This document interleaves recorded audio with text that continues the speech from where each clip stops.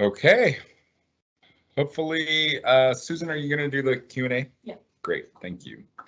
All right, we are at 5:01. We have 73 people joining.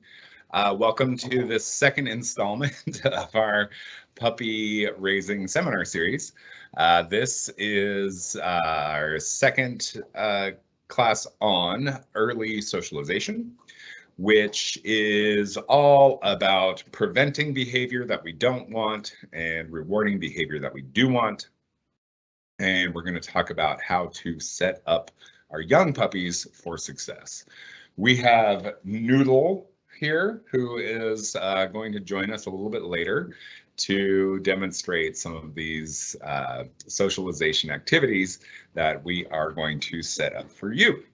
I'm going to shut off this subtitle captioning, and I have up on the screen the how to access closed captioning slide. If you would like to use closed captioning, please follow the instructions on the slide, and I'll give you a couple of minutes to get that going. I'm also going to just take a couple of minutes to let people join. We have, we're pushing 90. We have people rapidly joining, so we'll just give it a couple of minutes before we start.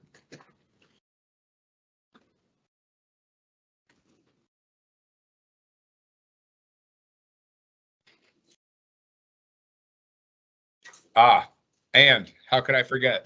Happy National Puppy Day.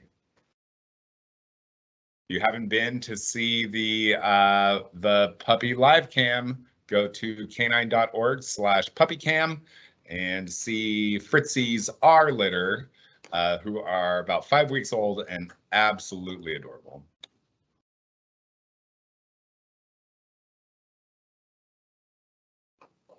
All right, well, we're holding it at about 90, so I will go ahead and get started. Let's get going. Oh, I can't see that at all. There it is. Good. Okay, so this lecture is all about getting the behavior that we want out of the puppies by preventing the behavior that we don't want and rewarding the behavior that we do. This is all about very early socialization when the puppy first comes home and establishing the house manners that you want. So just a couple of descriptions of the behavior that we do want through these activities is we want a puppy that's going to settle down nicely in the home, right? That isn't going to be racing around, unsettled, constantly getting up and sort of being a bit of a pest.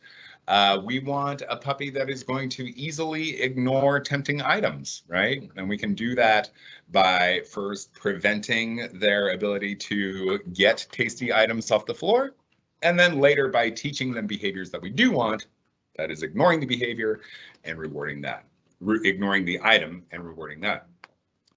We also want puppies that are going to walk nicely on a leash. We are always looking for leash manners. We're going to have an entire seminar just on loose leash walking, so stay tuned for that. That's in a few weeks.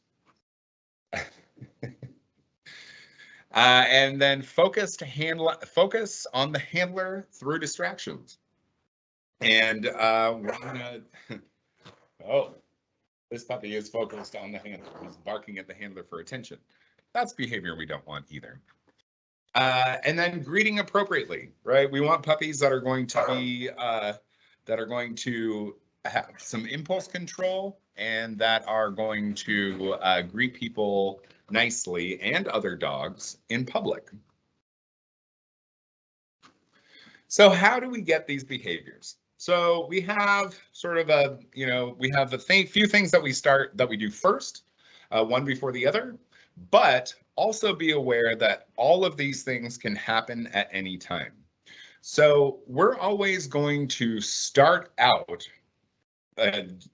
by preventing the behavior that we don't want. If a puppy or a dog doesn't have an opportunity to practice a behavior, they are far, far, far less likely to ever do it. We have a really great example that Becky Hine made with an observation that she made with the dogs that were raised in our prison programs in the Southwest region. These dogs were in an environment where they never had access to an open garbage can, right? And so these dogs, as adults, never got into trash. They would just ignore trash. They never had the experience of finding tasty items inside a trash can. And so they were able to really maintain their ability to not get into the garbage. So that's a good example of preventing. Now, teaching is when we start teaching the behavior and rewarding the behavior that we do want. That is generally or usually an incompatible behavior with the behavior that we don't want.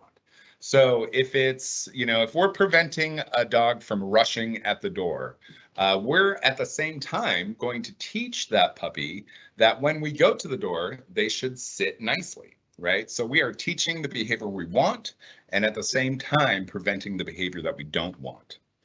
And then the final step in this process is to proof.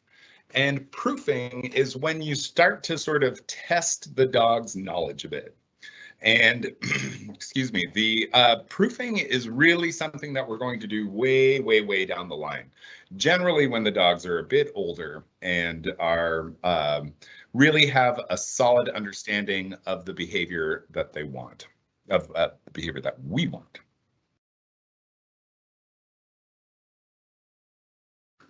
So we're going to dive a little bit deeper onto those subjects. So prevention.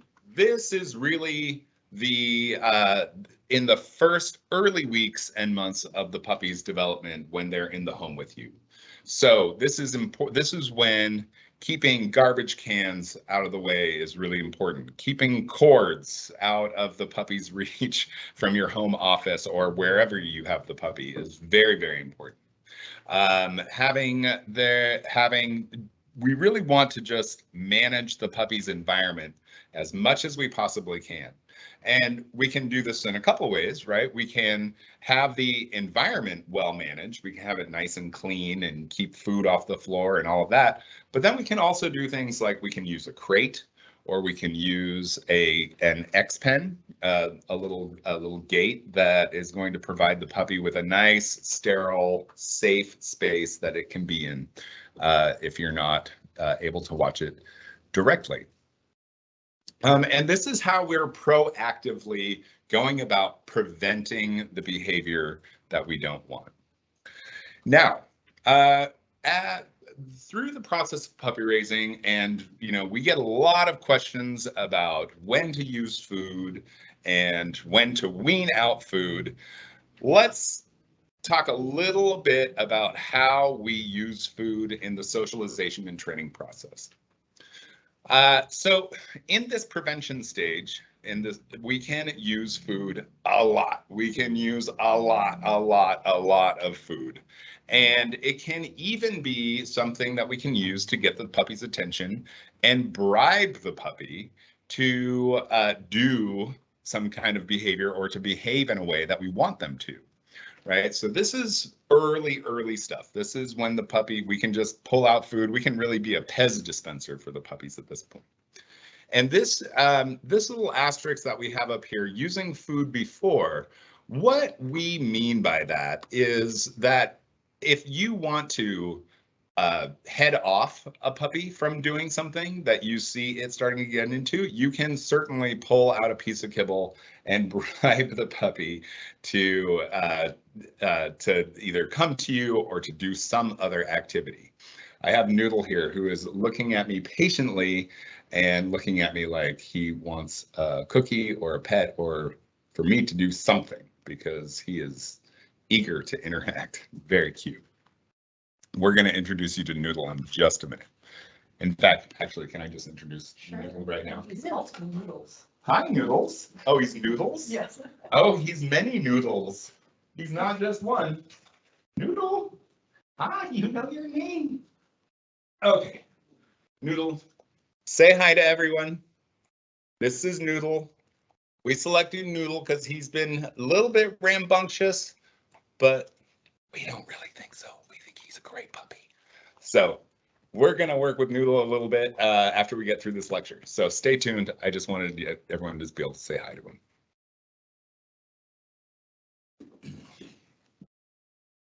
Oh, that was a bit gross. Okay, teaching. Let's talk about the teaching phase of this process. So teaching is when we're rewarding behavior that we want. This is where we are proactively capturing the behavior or modeling the behavior, showing the puppy what we want by luring or by otherwise gesturing or cueing the dog to move in a position or to offer a behavior that we want. And we are going to increase the likelihood that they are going to repeat that behavior by rewarding the puppy with generally food, but it can also be treats and praise. It can be praise and some kind of other interaction that the puppy enjoys. So at the same time that we're preventing the behavior that we don't want, we are teaching the puppy the behavior that we do want. I used the example a minute ago of going to the door, right? Noodle is going to demonstrate this for us a little bit later, but Noodle is the dog that, you know, we go to the front door, we start to open it, and the puppy's excited about going out and seeing the world, and he just charges at that door. So what we want to do instead is prevent that behavior by first teaching the puppy to sit, and we can treat as we open the door. And that's both going to prevent the puppy from engaging in the behavior of rushing the door and teach the puppy that when we go to the door, we get treats by sitting. So we get a twofer. And we always want to start with the simple behavior, right? And we want to always, start with something that the puppy can do easily and get a lot of treats for doing, right? Okay, I just thought of another example because we have Noodle here who is barking for attention, right? And so what is the puppy barking at? The puppy is barking at me. I'm standing here talking, ignoring the puppy generally. The puppy is looking at me. I picked up the puppy. I interacted with him. That was kind of fun. And now he wants to interact some more, right? And so now I'm the stimulus in the puppy's environment that is likely the thing that is encouraging him to bark, right? What we want is for the puppy to be nice and quiet. So what we did instead, I'm just going to turn my camera here. What Susan did, can we see Noodles? Noodles is in a down and he's getting lots of treats and he is giving Susan a whole lot of focus and attention. And guess what? He's not barking, right? So we have the behavior of lying down and relaxing, giving his handler some focus, and at the same time, we're heading off that behavior of him being overstimulated by me and barking for attention. Does that make sense? I think that was pretty concise. All right, it's important that we progress this behavior from the simple to the more complex or difficult. And as we start to address behaviors and problem behaviors are definitely going to come up. They will come up for sure. There's not going to be, the perfect puppy that is never going to engage in behavior we don't want and is just going to do what we do want, right? That's really pretty unrealistic. So there's always going to be things that are going to come up that we're going to have to problem solve. You might have to work with your puppy program manager, figure out what's going on in the environment, and work through that stuff, right? And so then we get down to this little asterisk about the food again. And this is when you can really use food during, right? So as we are teaching Noodles here to lie down and relax and be quiet, he's going to periodically get a treat to reinforce that behavior.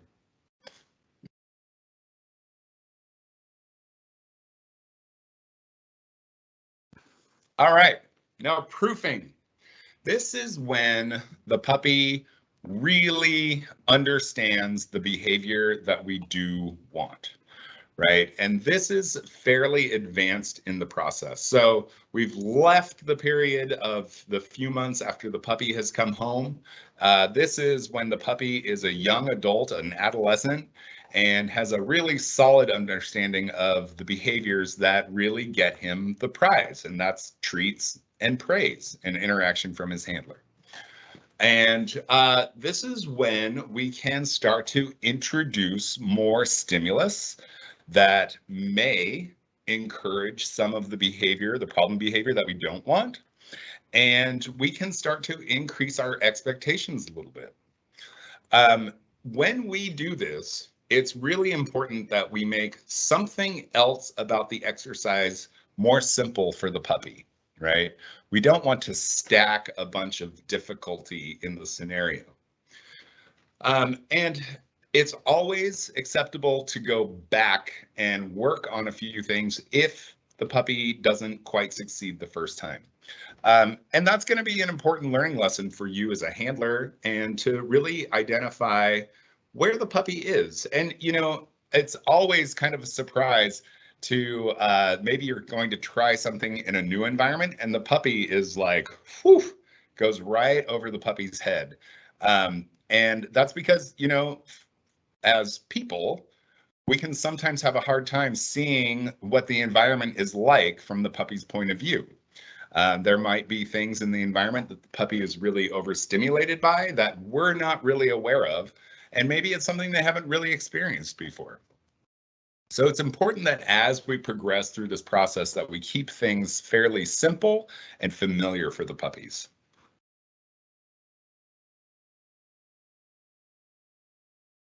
So this is talking a little bit more about the progression in this process. And we can progress through this and come up with all kinds of different scenarios, right? Maybe we have a dog here who is maybe meeting a horse, right? This looks like a grad dog, and so this dog has probably had some experience with this before, but you know, maybe it's something that they come across routinely on their walks through the park.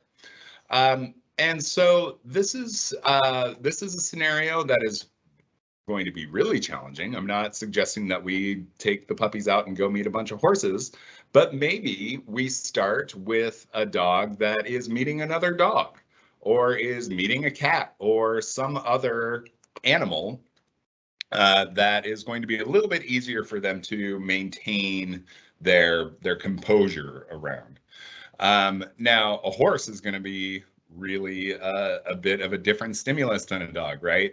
Horse is unfamiliar. It's large. It's a large animal. They smell different. So there are a lot of things from the dog's point of view that is going to be really very different in this exercise.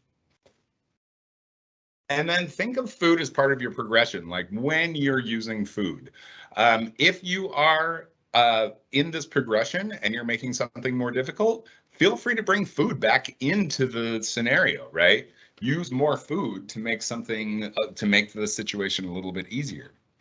And like I just mentioned, it's always acceptable to go back to any step in this process. So let's talk about interrupting behavior.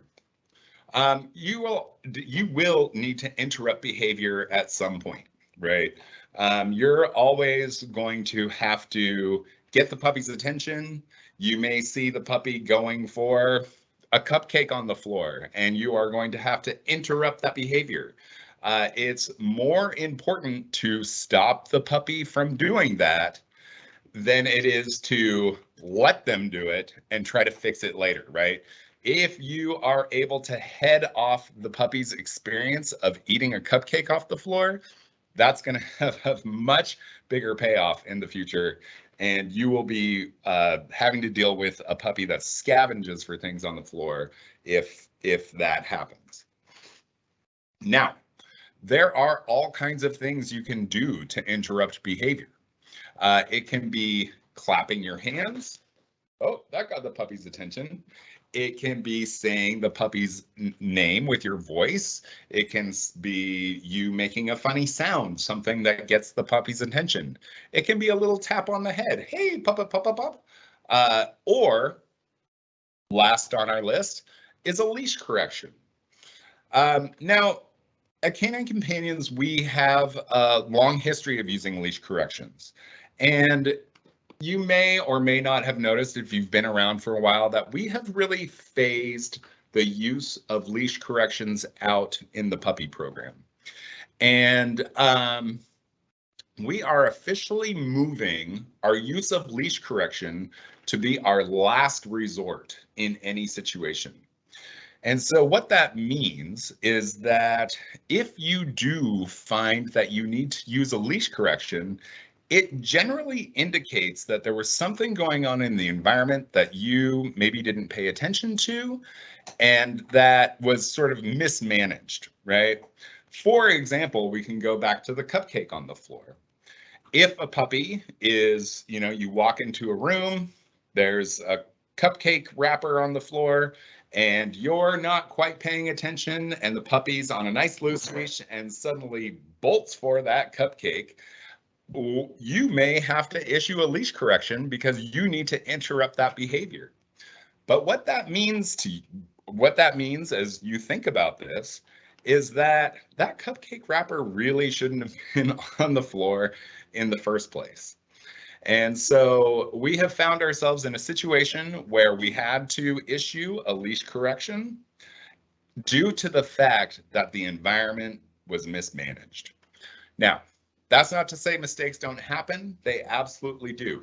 But what we really, really want to do is do a better job of managing the puppy and the environment so that we don't have to use that tool in our tool belt to interrupt behavior.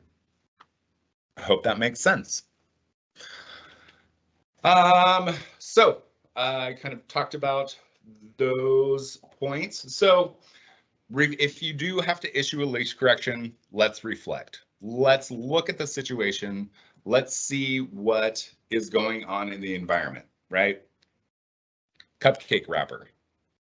We can move the cupcake wrapper, and I guarantee we're not going to have the same behavior that we just had to deal with a leash correction with. How are we doing on questions? Nothing. People. We have 135 people in attendance and not one question. That's good. It's because I'm explaining everything so perfectly. All right. So this is one of my most favorite examples to give as an example of prevention and preventing behavior we don't want, and it resulting in a behavior that we do want, right? And this is toilet training. So by getting the puppy on a routine, on a daily schedule where we can predict when the puppy needs to toilet, and we proactively step in and give the puppy a toileting opportunity before the puppy has an accident in the house, we can effectively prevent the puppy from ever really toileting in the house. Now, dogs sort of have a natural tendency to be fairly clean animals and to toilet in specific areas. They want to keep that out of the way, away from where they sleep, eat, live. They want that dealt with, right? And so that we're going to use that to the best of our, we're going to use that in order to get them toilet trained. So in that prevention mode, we have where we step in, we get the puppy on a schedule, we give them opportunities over opportunities to toilet appropriate. And they are going to be less likely to have that accident and practice the behavior of toileting in the house. So at the same time, we are going to be teaching the puppy where we do want them to toilet by preventing the behavior and taking them to the place where we want them to toilet. right? And we are going to reward that behavior. We can give the puppy a treat after they toilet. It can be a routine where they go outside, they toilet, they come back in, and they get a treat. And that puppy is going to predict all of those things in that scenario and be super excited about it and go and be ready to go. And then if we need to interrupt the behavior of the puppy toileting in the house, we are going to pick up that puppy. We're going to scoop up that puppy as the puppy is maybe circling or sniffing or doing some behavior that we can see is indicating that they're going to toilet, right? So we're going to scoop up that puppy. That's an interruption. And we're going to redirect. We're going to take the puppy in our arms to the toileting spot, put them down, and let them toilet.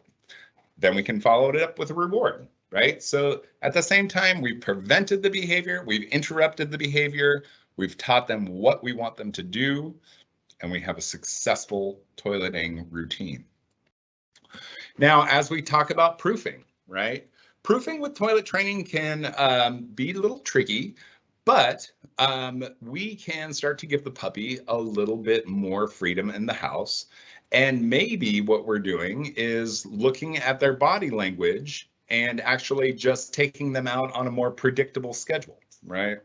Rather than being so proactive and taking them out every hour like a young puppy might need early on. So this is going to be our proofing phase, and that's what that's going to look like. All right. We've got one, not quite a question, but a comment that I think you can address on this. Great. One. We have a comment. Taking out a young puppy on leash, I don't have a fence. In Michigan in the snow every hour is a difficult thing to do. Mm-hmm. It's just a comment of that. Yeah. Okay, so the comment is that taking a puppy out in the snow in Michigan in the winter is a difficult thing to do. I would agree. And but it doesn't have to be a walk. It can be a quick toileting opportunity, and it can be right outside the door. That's totally fine. The option of having the puppy toilet in the house is that's not really acceptable. The puppy isn't going to like it. You're not going to like it. Nobody's going to really like it. And so I commend you for taking the puppy out as much as it possibly could need in the depths of the winter in Minnesota. Okay, it looks like we have quite a few questions in the new. Related to this first. Okay. Former contract trainer said don't use food rewards for hurry because it encourages marking. Is that true? I've never heard that. I've never heard that. So I don't know if you're picking up Susan on here. The comment was never use food rewards for toileting because it encourages marking. I don't know how those two things happen. We do want to keep it to a toileting routine. And if you want to go into the toileting routine, we can do that in another exercise. Puppy keeps asking to go out in order to get the treat. Do you take them or keep it to your schedule? That's a good question. If it's a young puppy, I would take them out. I would encourage that behavior. We like that behavior. We want a puppy that has figured out the game and figured out the interaction, right?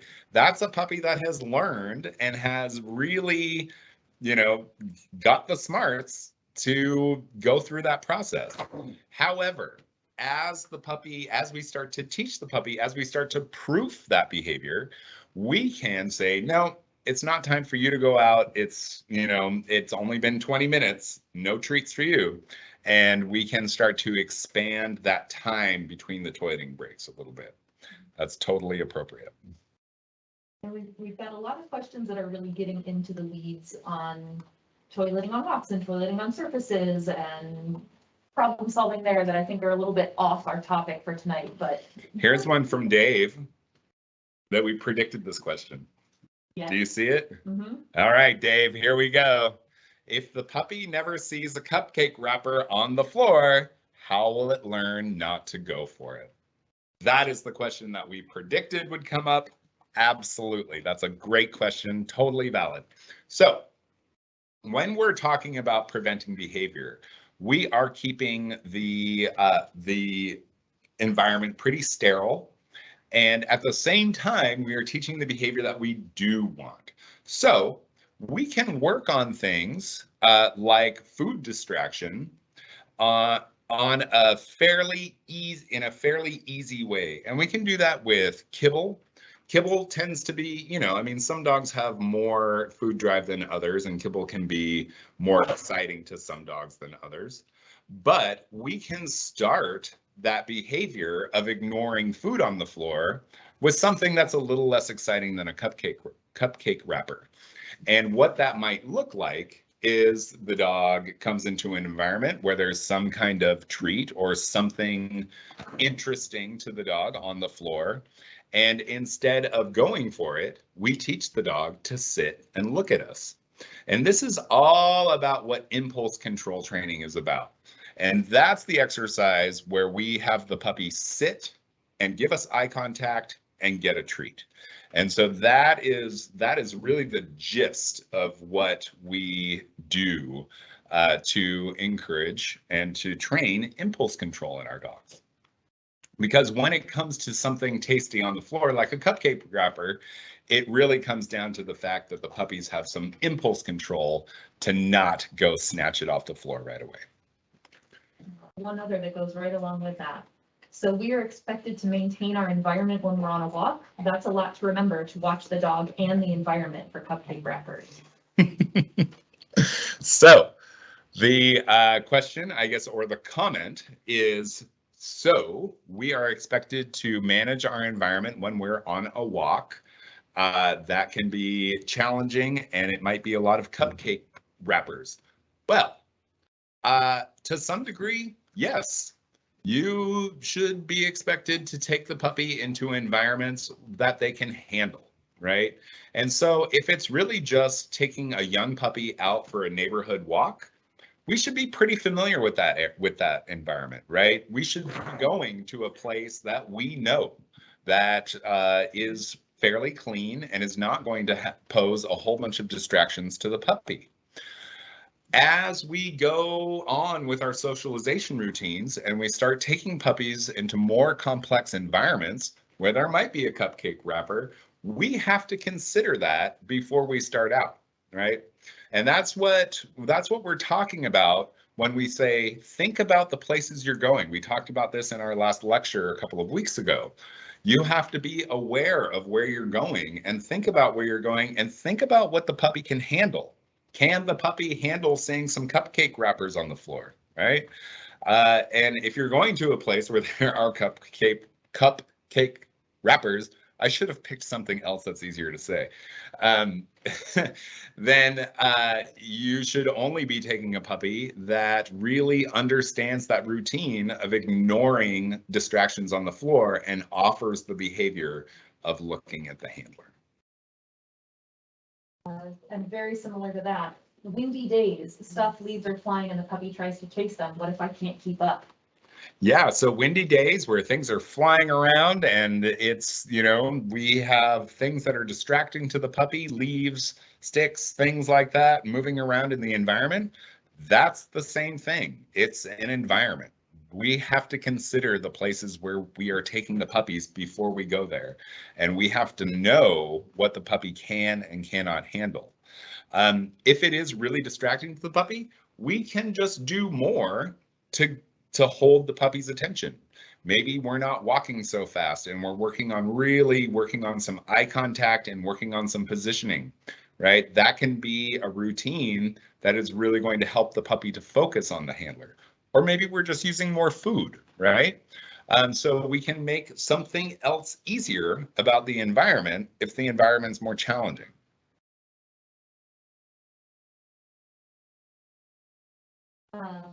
Something that I think we could reiterate. In a recent class, I learned that leash corrections reduce behaviors and we want puppies to offer more. That really resonated.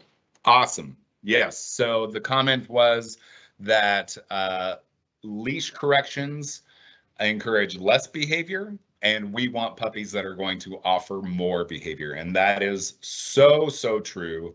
And that is really some of the inspiration that that we've taken to reduce the amount of leash correction use in our program. I understand with managing the environment, but if never exposed when they're an adult dog, does that really proof the unwanted behavior? The comment is you understand that we have to manage the environment, but if an adult dog never really gets to experience an environment, then how are we going to proof the behavior? We can always proof behavior just to lesser degrees. And this is where this idea of meeting the puppy where they are and not setting an expectation on yourself or the puppy that's too high is really, really important, right? We need to only work the puppy to their ability and to our abilities, right? We don't, if the puppy is a little bit behind when they come in for professional training, we have professional trainers that will address that. We don't need what we don't want. What we want to avoid is for puppies to be exposed to environments that are stressful or overwhelming or really overstimulating for them routinely, and then having behaviors that we don't want practiced regularly, right? It's fine. We're always going to find ourselves in an environment that we didn't expect and that the puppy is going to be overstimulated by. It's going to happen. It happens all the time. But what's really important is that we recognize that and we learn how to better predict what's going to be stimulating or overwhelming to the puppy in the future. Right. And so if you feel like you absolutely have to get this puppy exposed to cupcake wrappers and get them to ignore things, it's too much. If a puppy can't handle that, we don't need to do it. We don't need to stress out the dog. It's not useful, and it actually is one of the things that, in my opinion, leads to high anxiety in the dogs in a training situation, and that's the number one reason that we lose dogs in our program. And so the hope is that by meeting dogs where they are and working them to their ability to handle the environment, we're going to have less stressed out dogs and therefore more dogs that we can get through the program and place with our clients, make more placements. I think we're good to move on. Okay, great. We are going to jump into some scenarios. And the first one we're going to do is this door routine, right? So we know that Noodles here, I don't know. I thought the dog's name was Noodle, and the fact that the dog's name is Noodles just makes me chuckle a little bit. I think that is, I don't know why I find it funny. I think it's very cute. So I'm going to pan my camera down a little bit, and we're going to talk about this doorway routine. And let me get this. We're going to get this out of here, and we're going to get this video live. There we go. Whoa, just one click. How's that? Okay, good. So Susan and Noodles are here, and they are going to approach the doorway. And we know that we've actually done some evaluations, and we know that Noodles is fairly stimulated by this stimulus. We gets excited by the stimulus of the door opening, right? And that's probably from a routine of the dog going out and playing. Maybe he's been able to interact with a dog that is outside or, outside the room. But there is something about going through a doorway that is very exciting to Noodles. So what we're going to do is we're going to approach the door, and we're not going to open it. That's going to prevent him from practicing the behavior of rushing to the door. And at the same time, we're going to teach him the behavior that we do want. And the behavior that we do want is incompatible with the behavior of rushing the door, and that is sitting nicely and looking at the handler. Look at this. We have some nice eye contact. Now, remember that our exercise of encouraging impulse control is sitting and looking at the handler. So it looks a lot like this. So this puppy is probably a little bit familiar with this exercise, and we are going to encourage this behavior of maintaining some impulse control. Now Susan is going to slowly open the door, and we see him, oh, there he goes. Nice little demonstration there. You saw how opening the door was the stimulus that encouraged him to pop his butt off the floor and head on out, right? So instead, we're going to very slowly, just slightly open the door and encourage Noodles to maintain this behavior of sitting and looking at the handler. Now you can see that Noodles is getting even a little bit more excited as the door opens a little bit wider. But he's doing really well. He's maintaining this behavior. So this is an exercise that we would want to engage with this puppy on a pretty regular basis. And that's going to be pretty much any time you have the puppy on a leash and you're heading out the door, right? And we've been able to get the door all the way open. And Noodles is very nicely, very politely waiting at the doorway. Very nice. Lovely exercise. Thank you. Thank you. So now we can start to progress that behavior a little bit. Now, progressing that behavior in this situation is definitely a little too soon, but we do want to demonstrate for you. So I just want to add the caveat that this is progressed a little bit more quickly than you should ever expect yourself to do.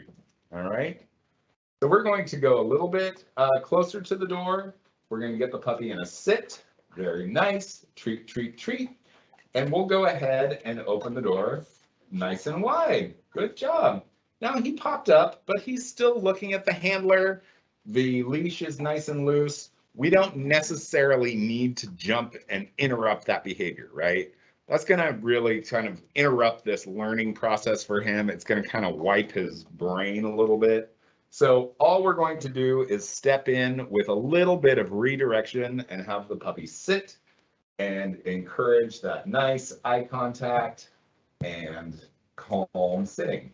We're going to head through the door.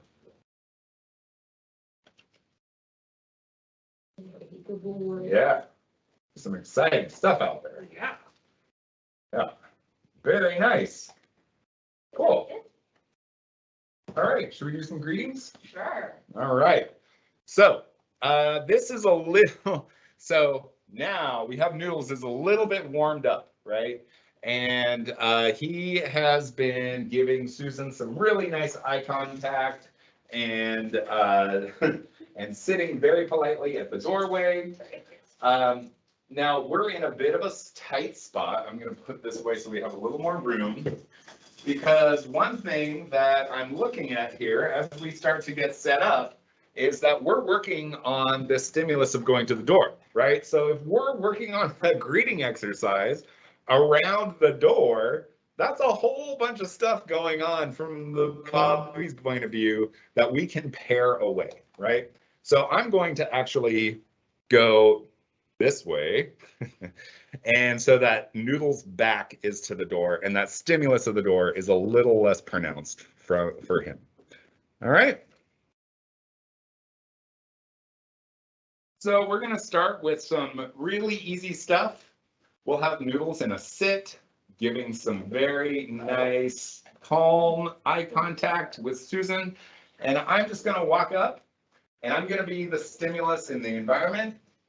And that was our threshold, right? So we're about 3 feet away from Noodles, and that's when he popped up. So I'm going to reapproach. I'm just going to be a little less exciting to Noodles, and I'm going to approach a little. There we go. So we haven't quite found the threshold. Threshold's a little bit closer to him. I'm going to just push that threshold a little bit. He's giving some nice eye contact, and then I'm going to just walk away. This is a really, really simple exercise for him and really appropriate for a puppy. What, he's 5 months old? 4 months. 4 months, yeah. So this is a really, really good exercise for a puppy his age. Oh, good. And I'm not going to approach till he's giving Susan eye contact. And I'm also not being very exciting. Yes. Very nice. Good.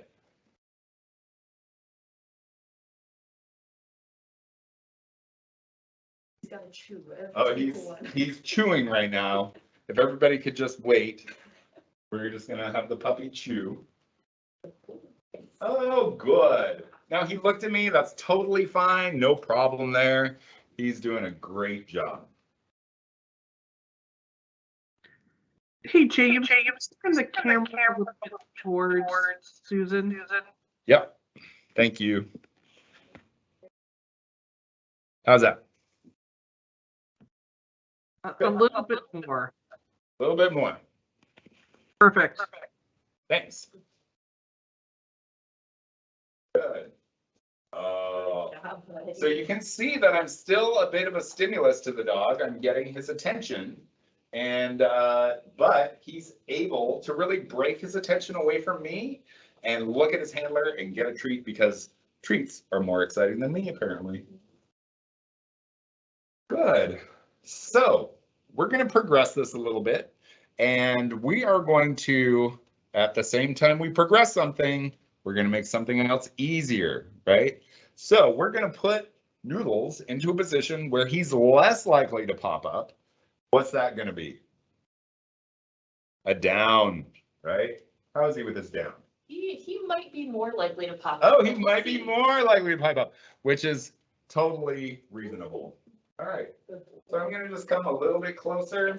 Oh, see, we have also really warmed him up in this exercise. He's doing a great job. Little sniffers. Yes. Yeah, buddy. Look at that, and I can even hang out. I'm about a foot away from him. I can hang out, and he is totally relaxed, getting food. You'll also notice he isn't like wound up. He's not like stimulated and vibrating or doing anything like that. He's just hanging out. He's, oh, he had to prove me wrong.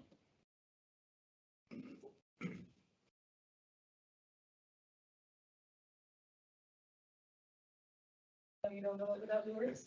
This is just kisses. Only with kibbles. Yes. Nice. Good. Good job, buddy. So I don't think that I'm going to be able to get to the point with Noodles today where I'm going to be able to walk up and give him a pet.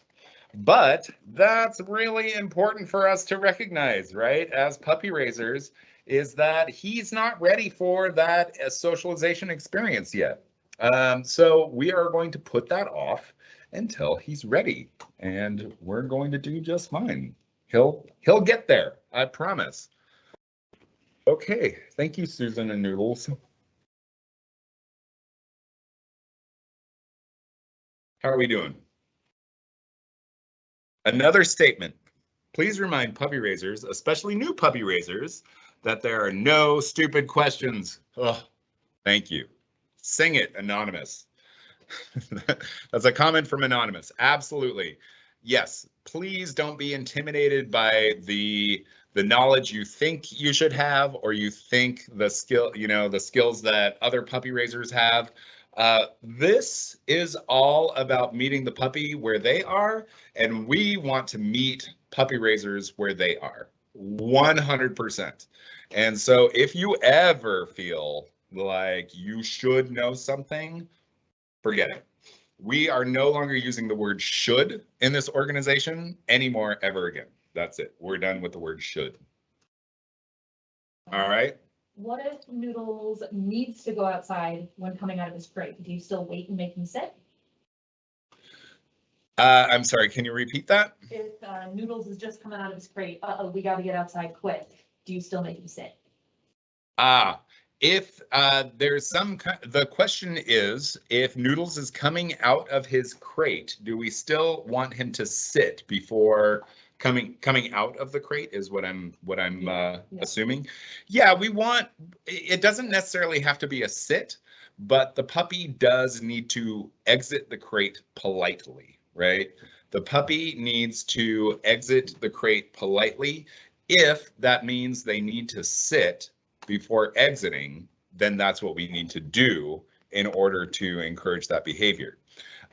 We can progress the behavior to just opening the crate and the dog is standing there excited and waits for the release or the indication from the handler to come out. And that may be a little more advanced, but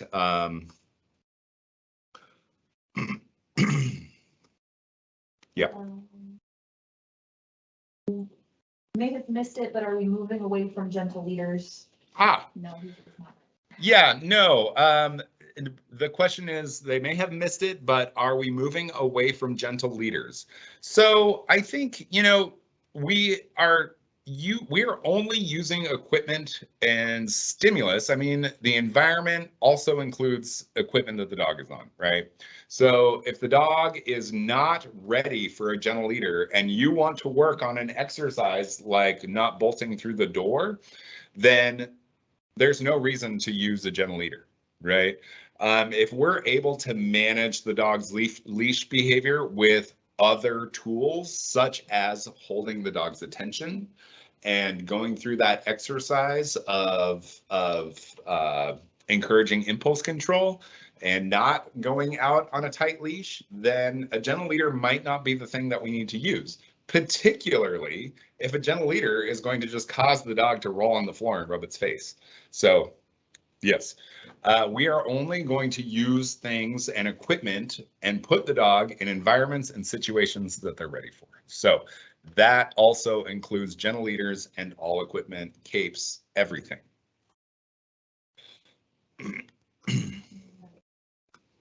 I just put in the chat the same thing, but we have a lot of questions about why we're getting rid of corrections that I think are going to be great for our final seminar. Great. Yeah, so yeah, it looks like we have a lot of questions about why we are getting rid of corrections. So we're not, like I said, we're not getting rid of corrections. We just want correction to be thought of as the different kind of tool or the tool that it is, and reconsider the way that we've used it all these years. Correction is still a tool. It's a training tool. We use corrections, but we just are a little more, we want to be more proactive in our approach. We want to head off behavior that we don't want. We want to teach the behavior that we do want, and we only want to use correction when absolutely necessary. And we want to put correction way at the end of that list, right? We want correction to be the thing that we have in our back pocket that we don't ever really have to use, because we've done so much work and we've been so successful with preventing the behavior that we don't want and teaching the behavior that we do want that we don't even need it.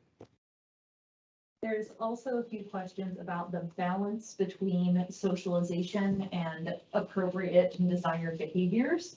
And a few folks feel like the puppies are not going to get the exposure that they should get if we're only waiting until the puppy is ready. Let's hear that again. Can you publish that and direct me to it? A balance between socialization and desired behavior. The balance is swinging away from socialization. Direct me to the question. Where is it in the one? I feel like there is a balance between socialization and desired behavior, and that balance is swinging away from socialization. I have to disagree with that statement 100%. I think that, yes, there is a balance. I think that training and socialization are far more similar than we actually think of them. And I think that we are actually moving to a place where our primary focus is socialization, and we use the skills like sitting quietly as a tool to progress our socialization practice. So no, we are not moving away from socialization. We are moving to primarily socialization and training these skills, these sits and downs and eye contact and all of these things are sort of just a means to an end to socialize the puppies. Was specifically for greetings. How often should we practice calm greetings, and can we do this in public with strangers who ask to pet? Can you publish that?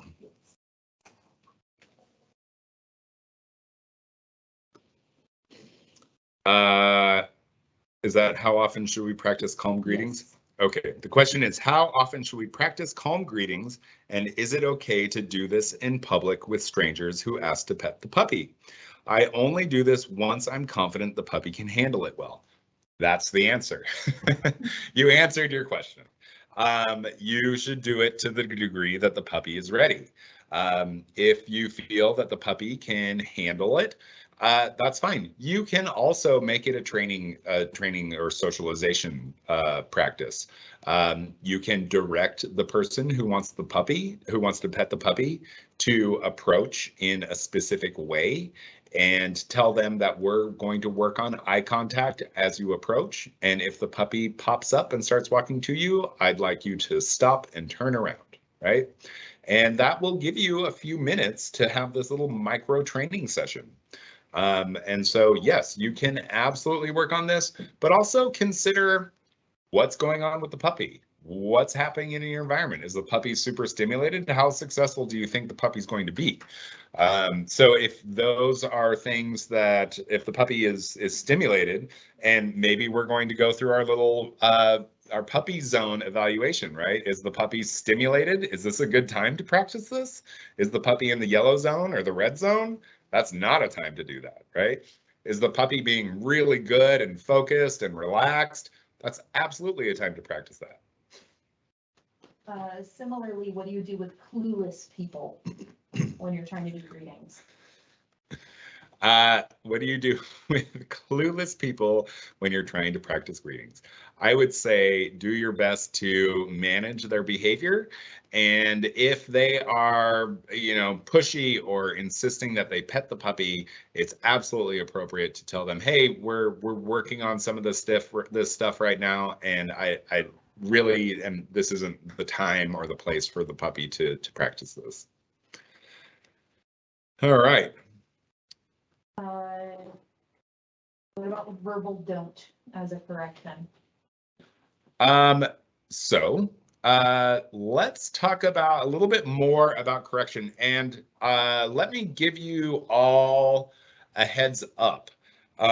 This Friday is our volunteer town hall, and I will be presenting on these changes that we're making in puppy program. And correction is going to be one of the topics that we're going to be discussing. So let's talk about correction and where that term actually lives in our vocabulary. So what we do when a puppy is about to or is engaging in a behavior that we don't want. Let's go back to the cupcake, right? The puppy, maybe the puppy sees the cupcake wrapper, has not started to go for it, but we want to head off that behavior. We can go, hey, puppy, puppy. And the puppy sits and looks at us and we treat, treat, treat, right? We have successfully interrupted the behavior of the puppy diving on the floor for the cupcake wrapper. Say the lights are off, we didn't see the cupcake wrapper, and the puppy has already initiated a launch after that cupcake wrapper. The leash goes tight and you go, pop, and you give the puppy a little pop. That is also an interrupter. So when we talk about correction, this is in a category that we're going to now call an interruption, right? And so what that interruption is, those can be a lot of things. It can be using the puppy's name. It can be predicting the behavior and stepping in before it happens. But the leash correction is always going to be the last thing that you are going to be using, because maybe you didn't expect the puppy to do what it did, or maybe you weren't aware of the cupcake wrapper, right? And you had to use that correction. And so this is what I mean by, if you end up having to use a correction, think about all of the other opportunities you may have had in that situation to interrupt that behavior before it happened. So we have a question here. Are we expected to maintain our environment when we are on a walk? Oh, that we got to that. Great. Okay. How do we do this with counter surfing? How do we do this with counter surfing? Good one. Well, okay. Let's just go back to our scenario of it's an environment, right? The counter is part of our environment. What's on the counter, right? Is there something tasty and inviting to the puppy? Let's get those things cleaned up and kept out of the puppy's environment as best we can. Secondly, if there is a behavior what's a behavior that we can train or teach the puppy that's going to head off counter surfing? Somebody put it in the chat.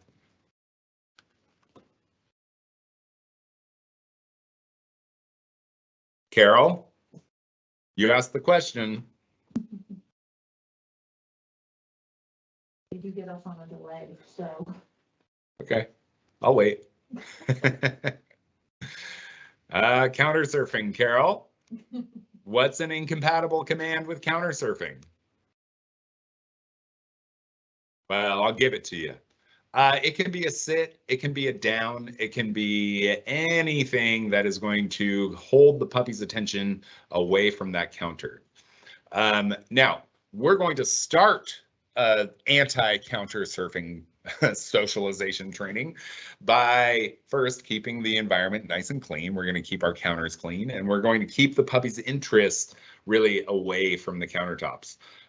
Second thing we might do is start to train the behavior that we want. So that can be a sit, it can be a down, it can be a bed, it can be any of these behaviors that is going to keep the dog's nose away from the counter. And so we're going to reinforce that behavior by giving them lots of treats and lots of praise. And then we can start to proof that. And if the counters have a bunch of stuff on it, we can start to cue the dog. We can send the dog to their bed or into a down, and that is going to prevent that behavior from happening. It's really all about first managing the environment and then giving yourself a tool to prevent that behavior from happening down the road.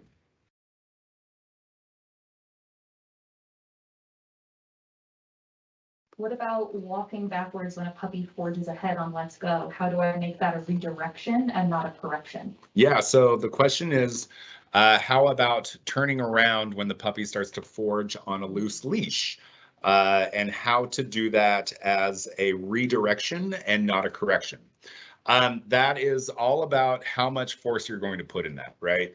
If you stop and the puppy just goes to the end of the leash and hits it and the leash goes tight, that behavior is going to be interrupted. You can just stand and wait for the puppy to redirect its attention, or you can start to make a sound that's going to encourage the puppy to look at you. But there's all kinds of options that you can do. You don't have to issue a leash correction. You can just stop. You can walk the other direction. When we talk about leash pressure, that is very different from a correction.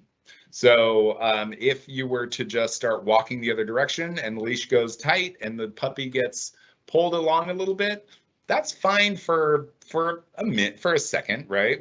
We're just offering a little bit of information to the puppy with some leash pressure. That's totally acceptable. But what we want the puppy to do, what we want that to accomplish, is to give the puppy information about what we want them to do, right? So we don't want an extended period of time when the puppy is being dragged or anything like that. But what it should do is be an indication to the puppy, hey, that's not where we're going. That's not what we're doing. Come back to me.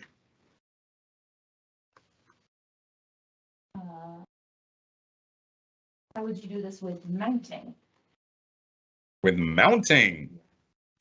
Boy, you guys are just going to ask me every scenario, huh? So mounting is a behavior that almost a lot of dogs do. It's fairly normal interaction that puppies and dogs do usually when they're out playing with each other. But let's talk about the environment of a play yard, right? How many dogs do you have out there? How stimulating is that environment to the puppy? What's your ability to get the puppy to come back to you? Those are all of those questions that you need to ask yourself before you go to a play yard, right? So it's all about managing the environment and putting the puppy in that environment to the degree that they can handle it. So if mounting can be a little bit tough because it is kind of one of these things that once dogs really start to engage in it a lot, we have some dogs who are just real bad humpers, right? And so that can be a tough management thing. I would say we really want to prevent that behavior and not put the puppy in an environment where they're going to be stimulated to do that.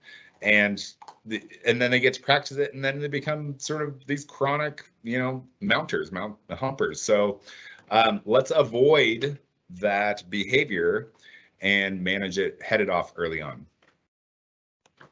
Can you still use don't and a leash correction as a last resort? Yeah, so the don't as a verbal correction is it's a verbal interrupter. It's the same thing as, the dog doesn't really know the difference between saying don't and bicycle, right? You could say whatever you want. It's just a sound that's going to get the dog's attention. Now, a leash correction and pairing it with the verbal don't and all of that is really where that was our old practice of using physical correction. And we paired the verbal and the physical so that down the road, if we needed to interrupt a behavior and we said don't, it would have the same stimulus as a physical correction. Now, physical correction is something that we want to phase out, that we really want to reserve as something that is really only used as a last resort. And so we don't want that stimulus of a physical correction to be in the dog's nervous system. This is, we're starting to think about physical correction as this thing that sort of stacks anxiety in the dog. And this is why we are seeing so many dogs lost in professional training to anxiety, right? So we want to keep that stack of anxiety in the dog to a minimum. No, we don't need to pair the physical and the verbal correction. We can absolutely use the word don't to interrupt behavior if we need to. But no, we don't necessarily always have to use physical and verbal correction together. We're really reconsidering our use of correction entirely. You mean I should use don't without a leash correction? You mean you should use don't without a leash correction? Yes, go ahead. Use don't whenever you want to interrupt a behavior. Mind blown? My goodness. I think probably last one, are you using high value treats or kibble? Are you using high value treats or kibble? Use what the puppy needs to be successful. If it's high value treats, so this is a good example of making something easier in the puppy's environment when you're taking them to a place that might be a little more difficult for them to handle, right? So say you're going on one of your first socialization trips to the hardware store. You're going to go explore the front area of a hardware store with a 6-month-old puppy. You may consider using some higher value treats. Maybe you haven't been there with the puppy before and you don't know how they're going to react. So you may want to use something that's a little more exciting to the puppy to hold their attention. So think about value in the treat as a tool and something that you can manipulate in the puppy's environment. We are beyond our hour. Boy, I got on a roll there. So I'm going to thank everybody for attending. And I did want to get to one question. Where are the recordings? I have re-linked the recording to the link that you used to join this meeting. So go back to the blog post. If you go back, it now says for March 9th, click here to view the recording. It will say click here to view the recording for March 23rd by the end of the week. It is also linked in the puppy class recordings page on the blog. So those are all up there, and we'll have them all up by the end of the week. Each week we do these. Thank you so much for joining us. I'm really excited to be getting all of this information out to you. We have a lot of stuff to get through, and please join us for the volunteer town hall on Friday at 11 a.m. Pacific. 11 a.m. Pacific. Let's hope I'm right. Boy.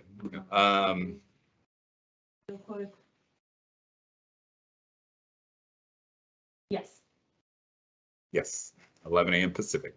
Please join us then, and happy Puppy Day. Thanks, everyone.